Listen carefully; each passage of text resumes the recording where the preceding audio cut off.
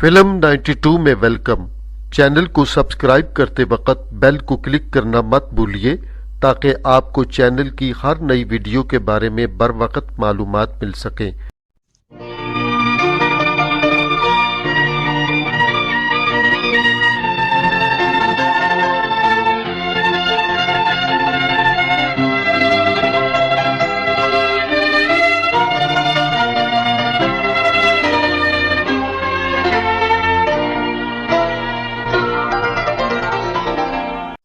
السلام علیکم، امید ہے آپ خیریت سے ہوں گے۔ میں ہوں خالد تبسم۔ فلم 92 ایک معلوماتی اور تفریحی چینل ہے۔ ہماری کوشش ہے کہ آپ کو فلمی دنیا سے وابستہ رہنے والے فنکاروں کے بارے میں درست اور دلچسپ معلومات مہیا کریں۔ تاہم کسی بھی غلطی کا احتمال ہو سکتا ہے، جس کے لیے پیشگی معذرت چاہتا ہوں۔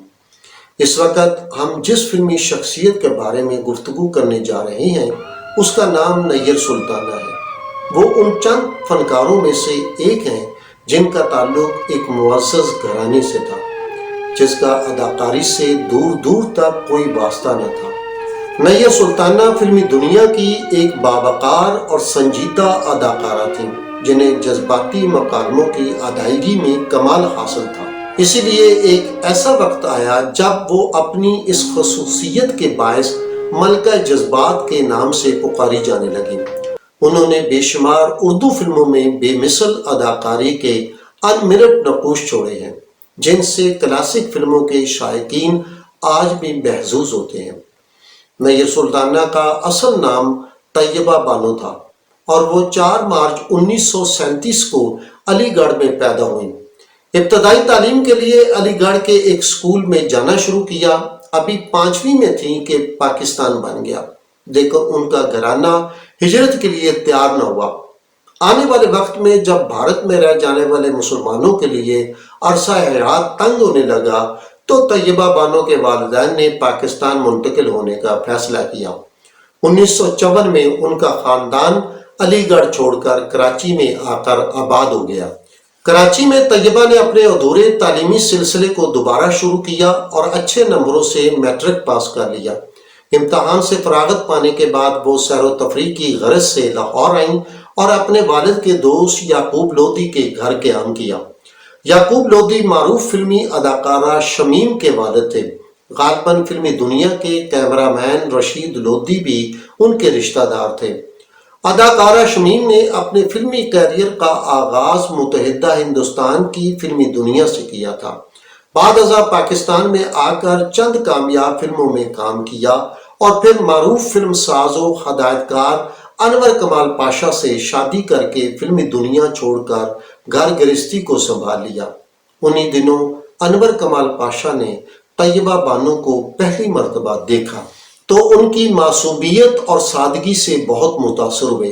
ان دنوں وہ اپنے نئے پروجیکٹ اردو فلم قاتل کو فائنل کر چکے تھے اور چند ایک کرداروں کے لیے نئے چہروں کی تلاش میں تھے۔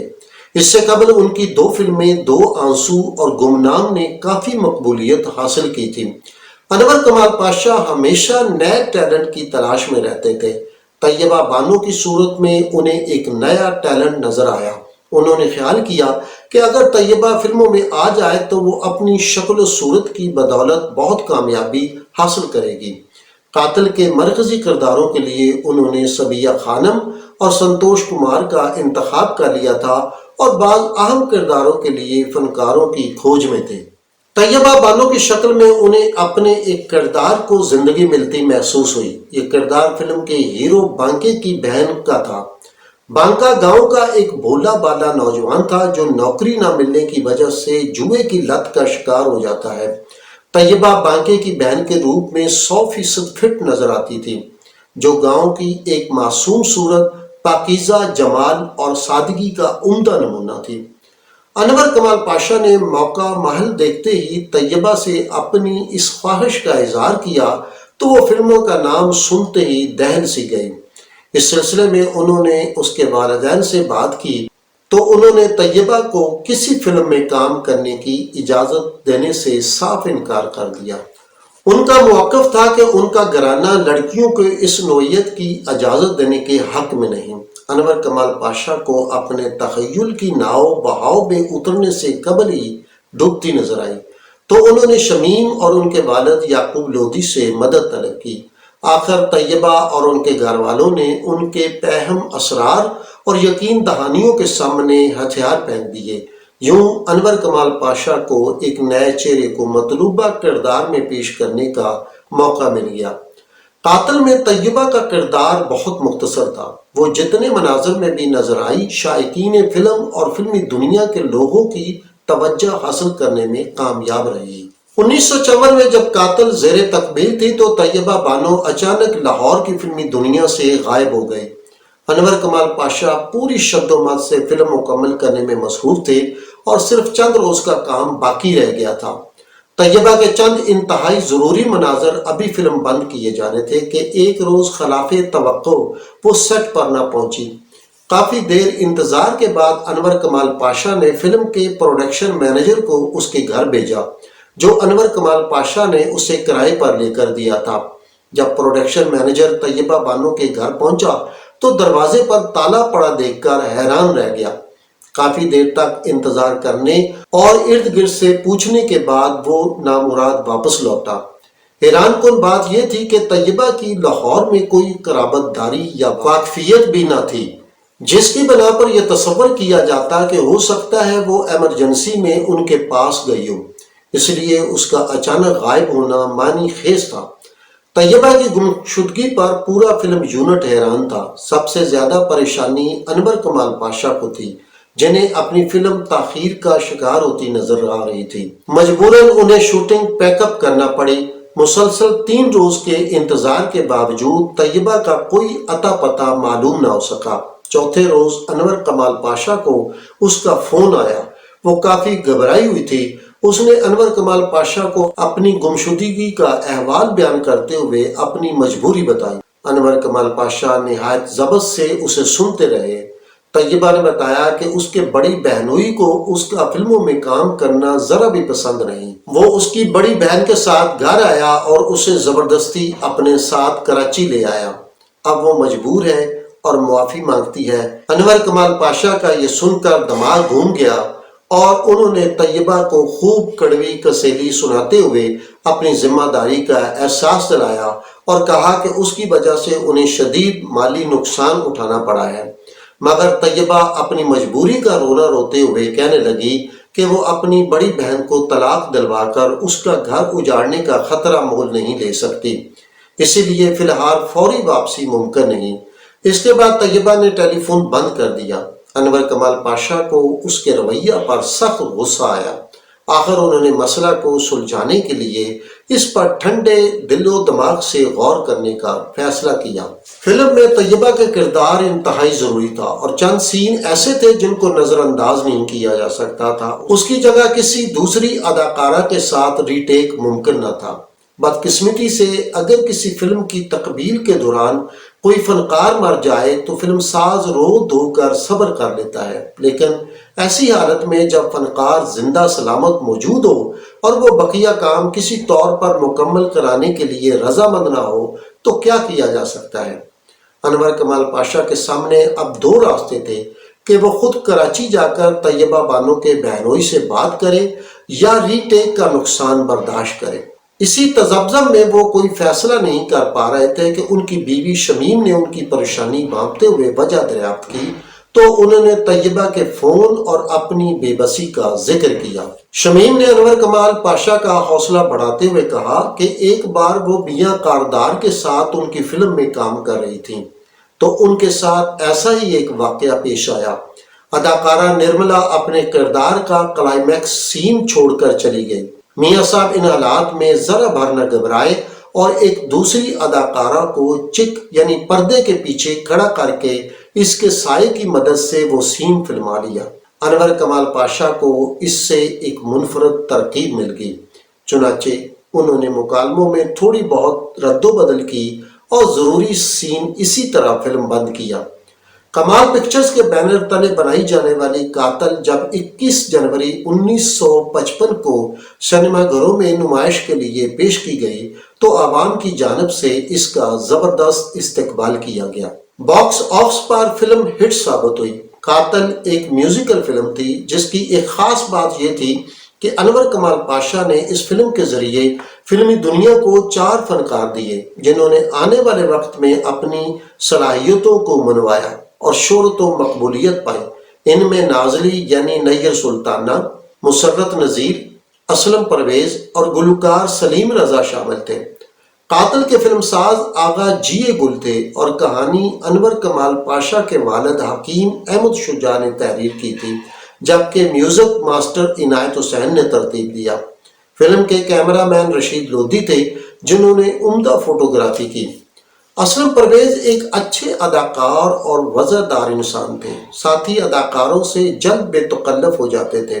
انہوں نے طیبہ بانو کو مشورہ دیا کہ وہ آئندہ فلموں میں اپنا نام نازلی کے بجائے نیر سلطانہ رکھ لے، جس پر اس نے بعد میں عمل کیا۔ جب قاتل کو ملک گیر شہرت و مقبولیت ملی تو طیبہ بانو کے گھر والوں نے بھی اپنے فیصلہ پر نظر ثانی کرتے ہوئے اسے فلموں میں کام جاری رکھنے کی اجازت دے دی۔ یہ کراچی کی فلمی دنیا کا ابتدائی دور تھا اور یہاں پر بہترین فلمیں تخلیق کرنے کی جانب توجہ دی جا رہی تھی۔ مرزا ہمایوں الیاس بیگ جو بنیادی طور پر سول انجینئر تھے اور علی گڑھ سے ہجرت کر کے کراچی آ کر آباد ہوئے تھے، انہوں نے ایک فلم انتخاب بنانے کا فیصلہ کیا اور اپنا فلمی نام ہمایوں مرزا رکھ لیا۔ انتخاب کے مرکزی کرداروں کے لیے جمیلہ رزاق اور مسعود کا انتخاب کیا گیا۔ جمیلہ رزاق کی یہ پہلی فلم تھی۔ فلم کے ایک اہم کردار کے لیے ہمایوں مرزا نے نیر سلطانہ کو لیا۔ کہتے ہیں کہ نیر سلطانہ نے اس فلم میں ہیروئن سے زیادہ اچھی پرفارمنس کا مظاہرہ کیا۔ انتخاب سینما گھروں میں کامیاب تو نہ ہو سکی، مگر نیر سلطانہ کو اپنا فلمی کیریئر آگے بڑھانے میں مددگار ضرور ثابت ہوئی، جس کے بعد انہیں متعدد فلموں میں کام کرنے کی پیشکشیں ہوئیں۔ 1955 میں ہدایت کار شاہ نواز نے کراچی میں ایک سماجی موضوع پر اردو فلم انوکھی بنانا شروع کی۔ ان کی نظر انتخاب بھی نیر سلطانہ پر پڑی۔ انوکھی میں بھارتی اداکارہ شیلا رامانی فرسٹ ہیروئن تھیں۔ اس فلم میں نیر سلطانہ پر 2 گیت پکچرائز کیے گئے۔ انوکھی 20 جنوری 1956 کو ریلیز ہوئی، مگر عوام کی پسندیدگی حاصل کرنے میں ناکام رہی، تاہم نیر سلطانہ کی پرفارمنس کو سراہا گیا۔ ہدایت کار جعفر ملک نے بھی نیر سلطانہ کو اپنی سوشل فلم باپ کا گناہ کے لیے ایک کردار میں لیا۔ اس فلم کے فلم ساز انور کمال پاشا تھے، حالانکہ اس سے قبل نیر سلطانہ ان کے لیے مسئلہ پیدا کر چکی تھیں، مگر انہوں نے پیشہ ورانہ رویہ کا مظاہرہ کرتے ہوئے فراخ دلی کا مظاہرہ کیا۔ باپ کا گناہ میں مرکزی کردار مسرت نذیر اور درپن نے ادا کیے۔ فلم 9 جولائی 1957 کو کمال پکچرز کے بینر تلے ریلیز ہوئی اور اوسط درجے میں کامیاب رہی۔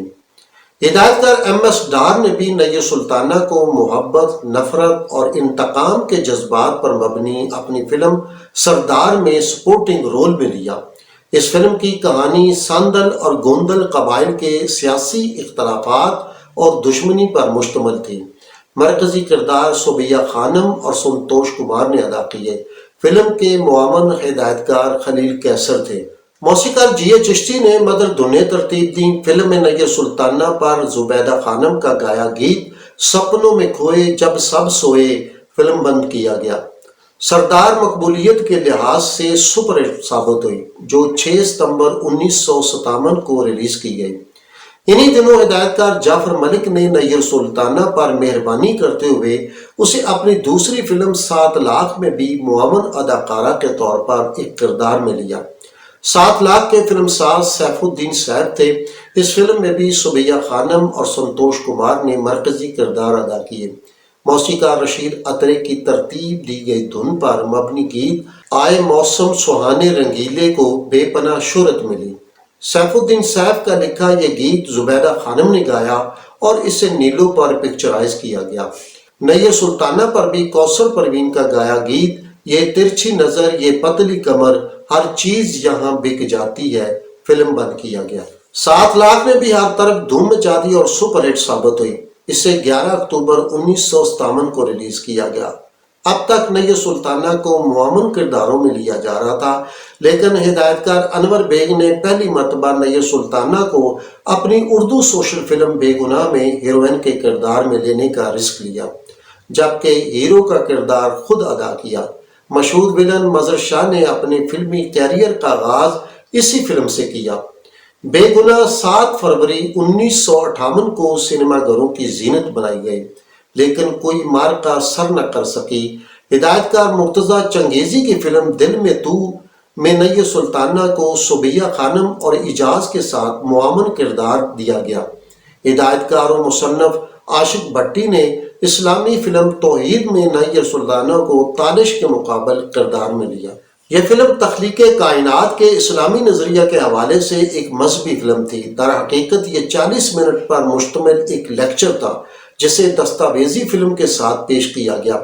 چونکہ اس دور میں ٹیلی ویژن نہیں تھا اور ایسی مذہبی معلومات کا ذریعہ صرف اخبارات اور فلم تھے، اس لیے اس کوشش کو پسند کیا گیا۔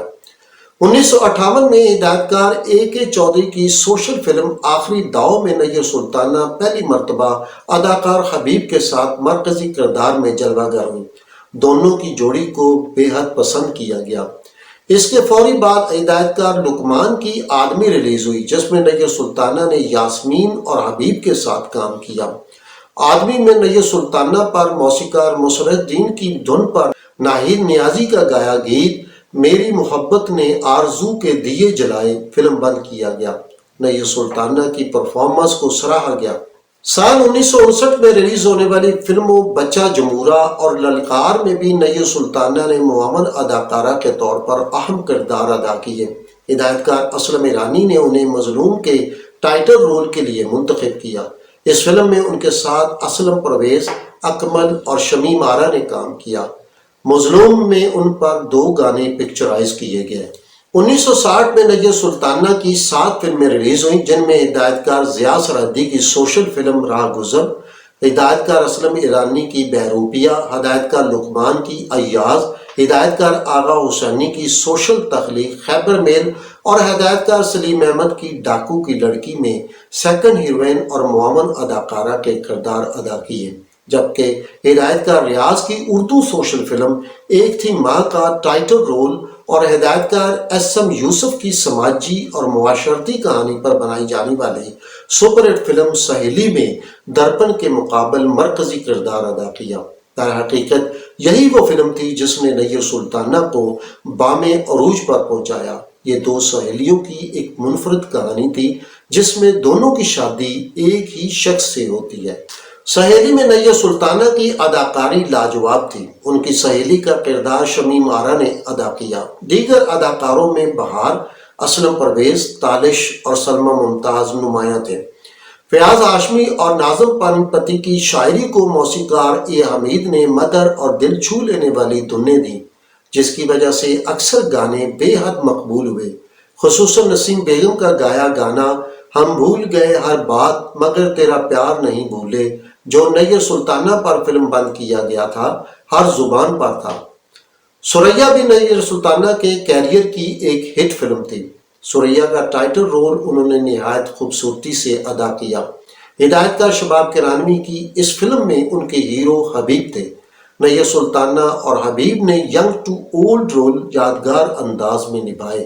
اس کے بعد نیر سلطانہ کی گاڑی دوڑنے لگی اور انہوں نے آنے والی فلموں سن آف علی بابا، زمین کا چاند، بمبے والا، گل فروش، 3 پھول اور شیخ اینڈ میں مرکزی اور نمایاں کرداروں میں بے مثل اداکاری کی۔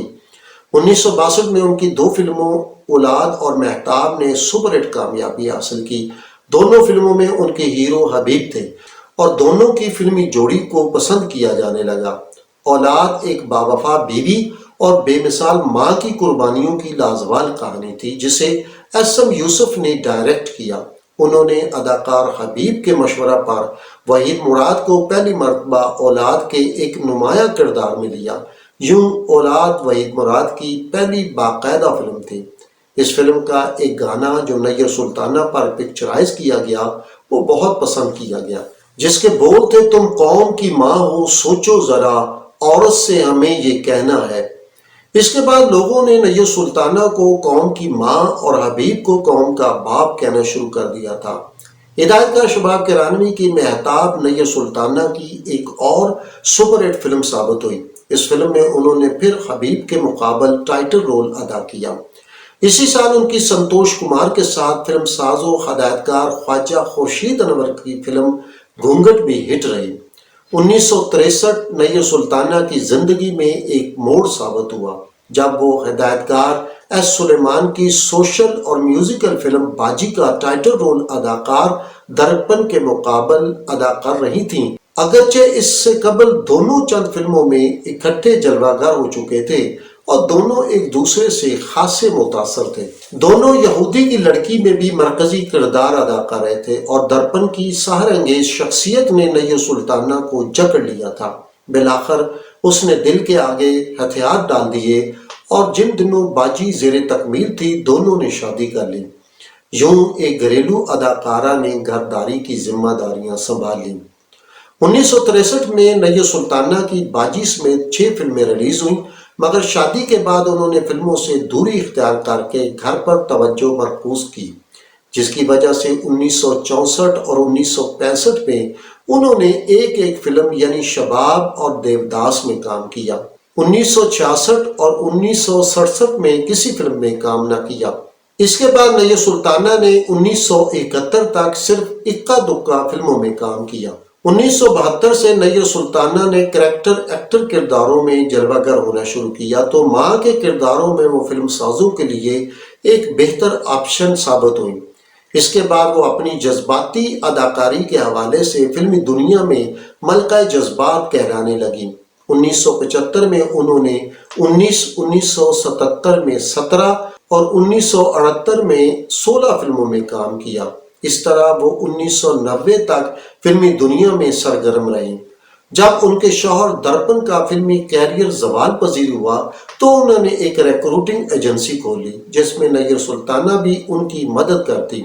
ان کی زندگی اس وقت اتھل پتھل ہو گئی جب 1981 میں اچانک ان کے شوہر درپن کا انتقال ہو گیا، جس کے بعد انہیں بہت سے بحرانوں کا شکار ہونا پڑا۔